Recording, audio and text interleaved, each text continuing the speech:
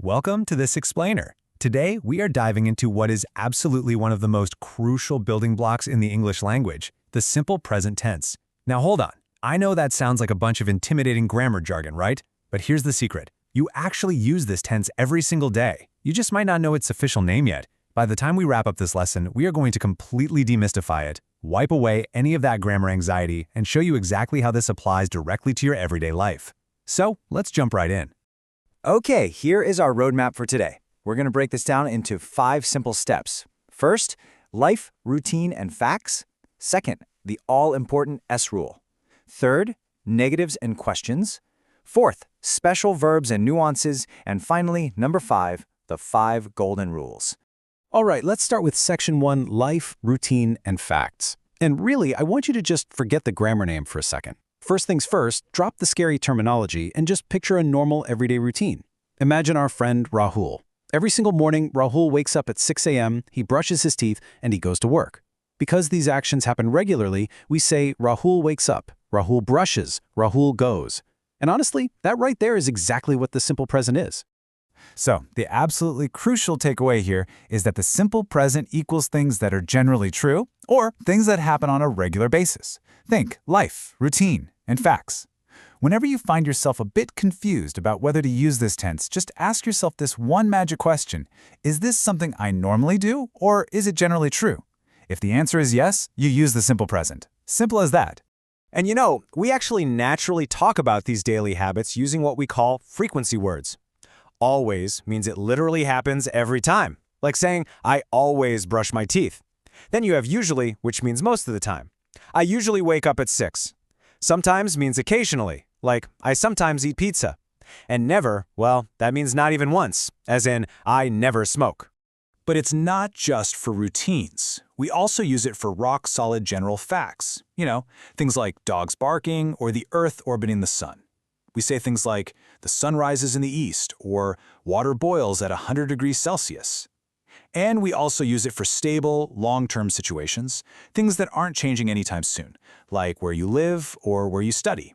For example, I live in India, or she works at a bank.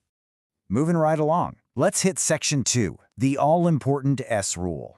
Let's look at the basic formula and see how our daily routines actually build into the single most important rule of this entire tense. Okay, take a look at this. There's a really clear split here that you need to master. For plural people, as well as the subjects I and you, we just use the base verb without adding an S. So it's I work or they play. But, and this is a huge but, the special singular subjects, he, she, and it, they always get the S or ES at the end of the verb.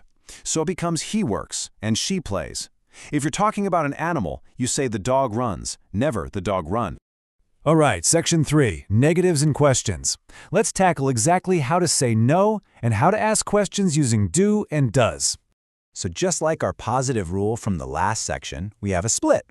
I, you, we, and they use don't for negative statements and do when asking questions. On the flip side, he, she, and it use doesn't for negatives and does for questions. You can hear this playing out perfectly in a normal conversation. Someone asks, do you speak English? And you reply, yes, I do. Or, does she speak English? No, she doesn't. Now, pay close attention, because this right here is the ultimate memory trick. It's an absolute game changer that's going to save you from so many common mistakes. Because the word does already carries that S sound at the end, the main verb goes right back to its normal base form. So we say, she doesn't like tea. You never ever say she doesn't likes tea. Remember, does takes the S. And keep in mind that the word do actually has 2 completely different jobs in English. It can act as a helping verb to help us ask a question, like in the phrase, do you like tea? Or it can be the actual main verb of the sentence, meaning to perform a task. That leads to sentences like, I do my homework every day, or even combining both jobs. Do you do your homework? The first do is helping, the second do is the main action. Let's move smoothly into section 4, special verbs and nuances. We need to look at a few special verbs like have and be and contrast this tense with another one you probably hear a lot. Okay, so a couple of verbs bend the rules just a little bit. For the verb to have, our singular friends he, she, and it take the word has. So she has a phone, while I have a car. And for the verb to be, we use am, is, or are. Now, the absolutely crucial point to remember here is that with the be verb, we never use do or does for negatives or questions. You don't say, I don't be tired, you just say, I am not tired. And you ask, are you busy? Now let's put the simple present side by side with the present continuous tense. The difference is super clear once you see it. Simple present is strictly for regular jobs, habits, or ongoing situations, like I read books generally, or she cooks every day. Present continuous, however, means the action is happening at this exact literal second, like I am reading a book right now, or she is cooking right now. Let's quickly squash a few common beginner mistakes while we're at it. Remember our time expressions like every day or usually, and remember our golden rule that does strips the S right off the main verb. Because of this, it is completely wrong to say he don't like coffee or she doesn't likes coffee. The correct, natural way is always he doesn't like coffee and she doesn't like coffee. And that brings us to Section 5, the 5 golden rules. We've covered a really solid amount of ground in this explainer today, so let's wrap all this up into a neat little rule book before we test your new skills with a final challenge. If you remember absolutely nothing else from today, I want you to memorize these 5 golden rules. Rule 1. The simple present is used for habits, routines, and facts. Rule 2. Subjects I, you, we, and they just use the base verb. Rule 3. He, she, and it always get the verb plus an S or ES. Rule 4. When making questions, use do or does. And Rule 5. For negative statements, use don't or doesn't. Before you speak, just quickly ask yourself, is this a habit, a routine, or a general fact? All right, it is challenge time. Let's do a rapid-fire pop quiz. I want you to say the answer out loud before I reveal it. Number 1, I blank English every day. Is it study or studies? The answer is study. I study English every day. Okay, let's try another one. Think back to our special S rule for a single person. She blank to work at 9. Go or goes? You got it. The answer is she goes to work at 9.